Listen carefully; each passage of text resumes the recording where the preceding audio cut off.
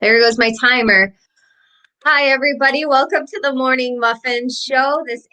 I'm your host, Jennifer Cotis. This is your morning carbo load of real estate. Today, as always, I have Lisa Wickman here.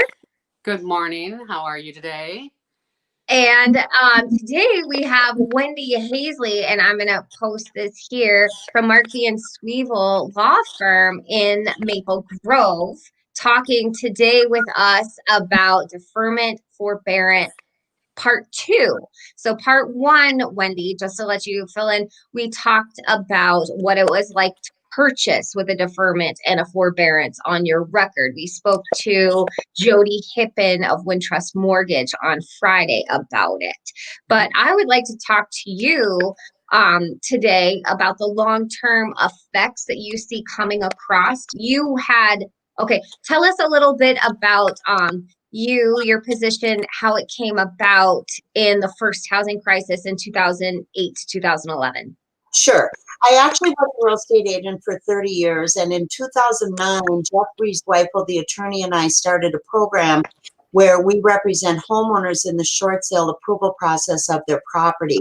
A short sale is when a homeowner must sell their property, but the amount that they owe is worth more than the sale proceeds, more than what the property is worth minus cost to sell.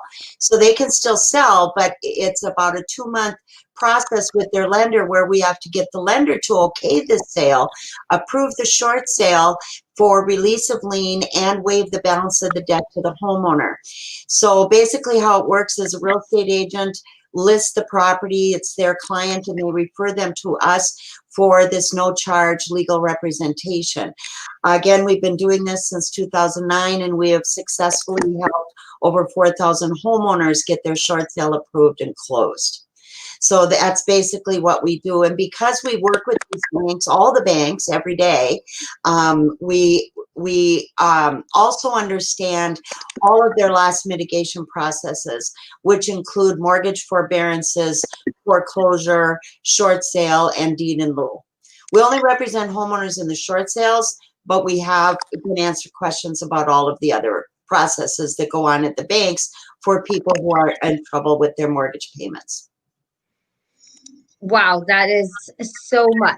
And I just love your experience. I think what prompted me to talk to you today is number one, I've worked with you before, like about 5 or 6 times. And I have to tell you, you're great to work with.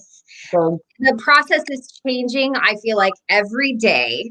And I think you could agree with me on that one. But it's not like things aren't happening. They're just not happening as far and few between. However, most lawyers and economic advisors are talking about this impending wave coming with the default, the deferment, and forbearances.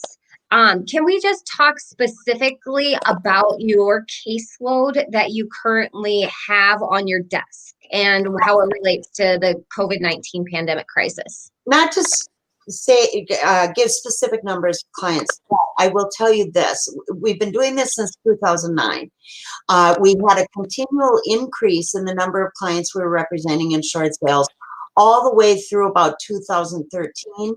Then it leveled off, and by 2015 it was quickly decreasing because as the values went up on properties, we saw an increase in market value.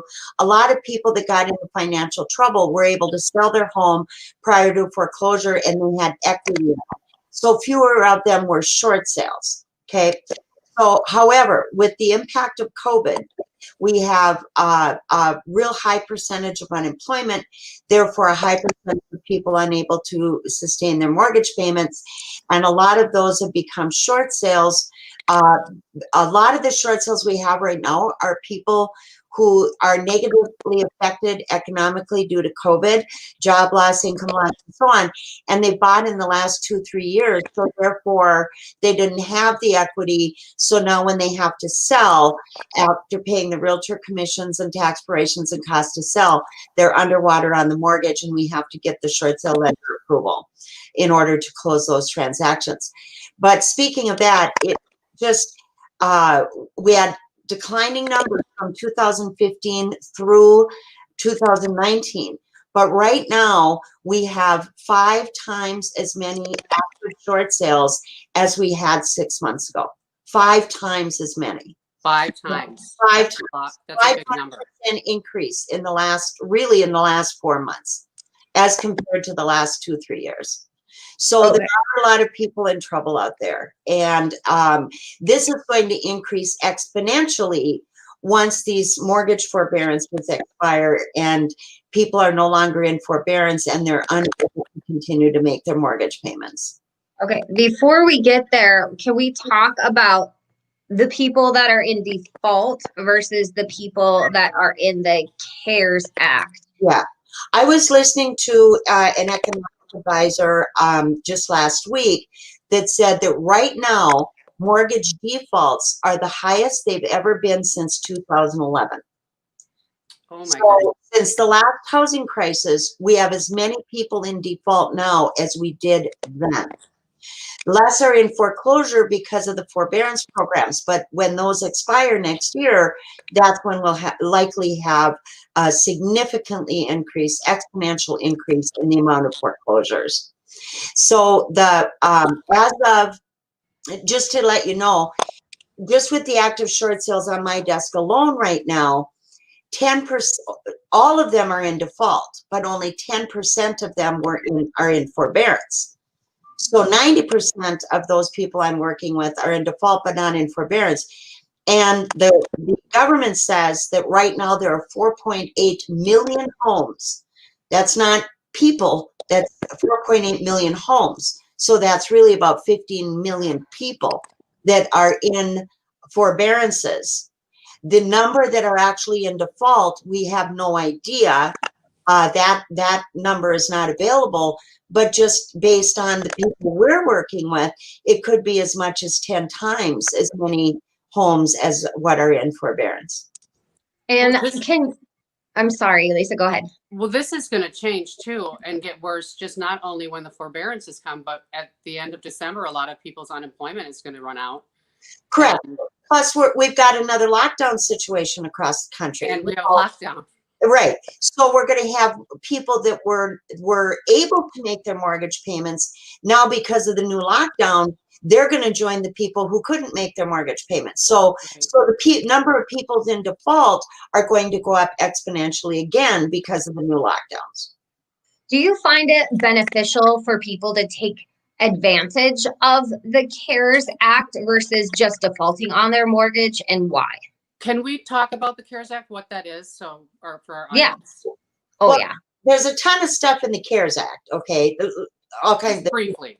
You know, I can't cover the whole CARES Act because I'm not an expert on that. But the part of the CARES Act is that they encourage the lenders to offer homeowners a forbearance on their mortgage. What a forbearance is that you're allowed to miss payment without having it show on your credit report as a default on the mortgage. Okay, so but it's for a limited period of time, and when the forbearance is over, that money is going to, all those missed payments are either going to have to be paid back immediately or over the next 6 to 12 months, or it will become a second mortgage on your property or a balloon payment due. So for people that enter forbearance, it's not like they don't have to pay that money back. They do. But depending on the type of loan they have, there are different requirements on how it's paid back. Sometimes it only has to be paid back at the time of sale or 18 months, or some has to be paid back over time, over several months after the forbearance is over. So it just depends on the particular loan that people have. FHA loans have one rule. Private investor conventionals have a different payback rule. Fannie Mae and Freddie Mac have their own payback rules. So it's type of loan specific on how the people must pay this back. What people don't realize is even when I know somebody of an in-law of a relative that took the forbearance just so that he didn't have to make 3 months of house payments, thinking, well, we've got extra money for Christmas and so on. What he didn't realize is that it does, the forbearance, the fact that you take out a forbearance that is recorded on your credit report. It is. So during the forbearance, because interest rates have dropped, he decided to refinance. He couldn't refinance until he got out of the forbearance and then made 3 more months of timely house payments. So he just took it because it was offered to him by his lender. He didn't need it. They're gainfully employed. They're doing fine financially. It was not a wise move on I his. think a lot of people did that. Yes, absolutely. And I've got a daughter that's a loan officer, and we were talking about this last night, the number of forbearances and so on. And she said, yeah, but Mom, you got to realize there's a lot of people that took out a forbearance that didn't need it. And that's true. But then there's a lot of people in default that haven't taken advantage of the forbearance. So we've still got multiple millions of homeowners in distress, like we did 10, 12 years ago. And so default versus the forbearance and stuff is the default will have late fees, legal fees, all kinds of things tacked onto it. Am I correct? Whereas if you do the deferment and the forbearance, no? Okay. Can you explain the difference between a default and a forbearance and what their advantage would be? The definition of a default is if you've missed your mortgage payment for 31 days or more.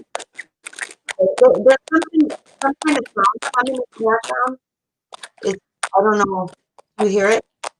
Yeah, I hear it. Can somebody do you have your phone or is your computer plugged in, Lisa? No, it's not. Oh, it does sound weird, doesn't it? Wendy, do you have your computer plugged in? It's like a Technical. It's a COVID world. Yeah. Okay. Anybody have their phone near their computer? Oh. Give it a toss across the room. Yeah. Oh. Okay. What were we talking about? We'll just talk over that. Oh. The ramifications of a default versus a forbearance. The definition of a default is if you miss your mortgage payment for 31 days. Okay, if your mortgage payment was due the 1st of December and you don't make it, as of the 1st of January, you are now in default on your mortgage. Okay, so that a forbearance is where you notify the lender that you're going to make the payments. They put you into a forbearance and don't report the defaulted mortgage on your credit report. If you default for more than 90 days and you are not in the forbearance, then the lender typically will start the foreclosure process, in which you can then have foreclosure attorney fees and so on to have to miss payments in order to correct the problem and get the property out of foreclosure. About the sound. Okay. So let me see what else we got. I briefly just want to talk about the possibility of bankruptcies and loan modifications. I know that this is kind of a big topic, but I know that some of these loan modifications where they're taking those payments and tacking them on to the end of someone's mortgage. And then if people are filing bankruptcy, like if they have a oh, there goes Lisa. Yeah. And that fixed it. Yeah. So if they have a if they have that balloon payment at the back end of it, that there's a possibility that if they file bankruptcy due to unable to pay their bills, living on credit cards for the last all of 2020 and filing for bankruptcy, that this forbearance might be tacked on as a second mortgage on the end of onto their deed. I'm sorry, maybe I'm wording it wrong, but could you help explain that? Okay. What people need to realize is if they file bankruptcy, say they've got more than one mortgage on the property, if they file bankruptcy and those debts are discharged in the bankruptcy, the mortgage lien remains. So some people, when they think that that second mortgage went away in their bankruptcy, well, their personal obligation to pay the second mortgage did go away in the bankruptcy, but the mortgage lien remains. So say you have a $40,000 second mortgage, you know, a $250,000 first mortgage. If you filed bankruptcy, some people think that $40,000 second went away, and it did not. So if they sell the property, they still have to pay off both mortgages.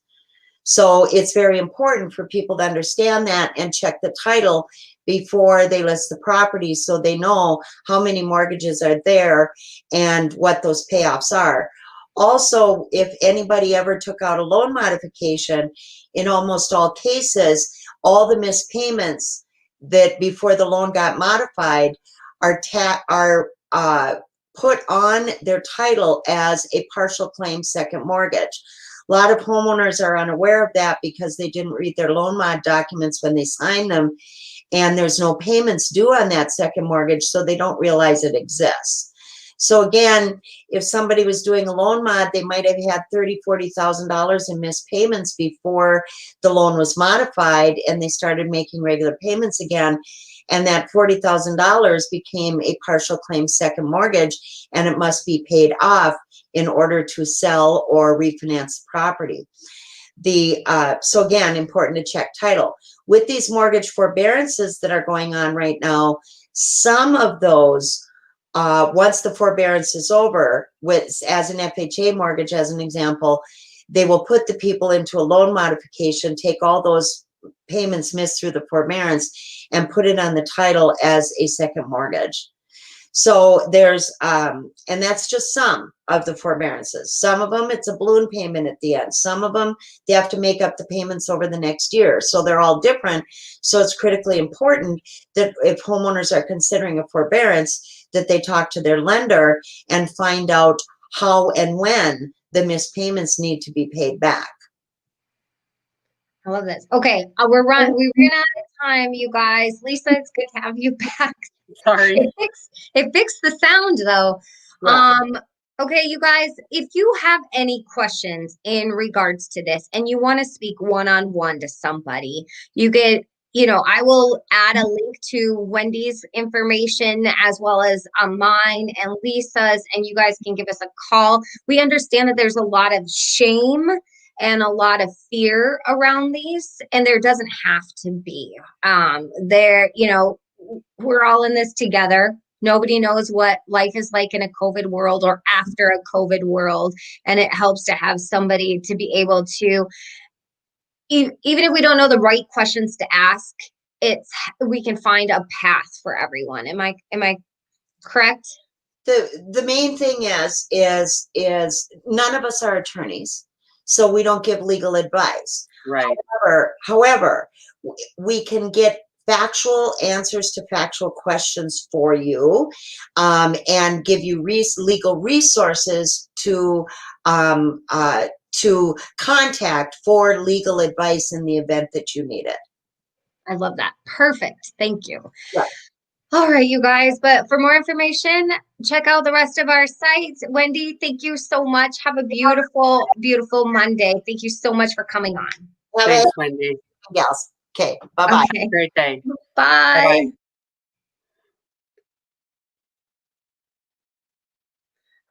Bye. And Lisa, thank you so much for joining us back. It's been a really great show. I know that Wendy is definitely a talker. I love that about her, but also has a wealth of information.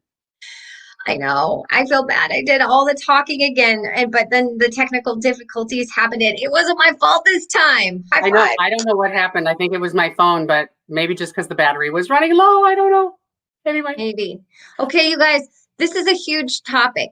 Comment, message us. Let's talk openly. I think that we need to have a better understanding and a better unity around all of this, and we would love to be here for you. I mean, obviously, our careers are selling houses, but more than that, our careers are families, and family is what's most important to all of us. So that is with true. this, I'm gonna say goodbye. Have a great day, everybody. We'll see you tomorrow. We'll see you tomorrow.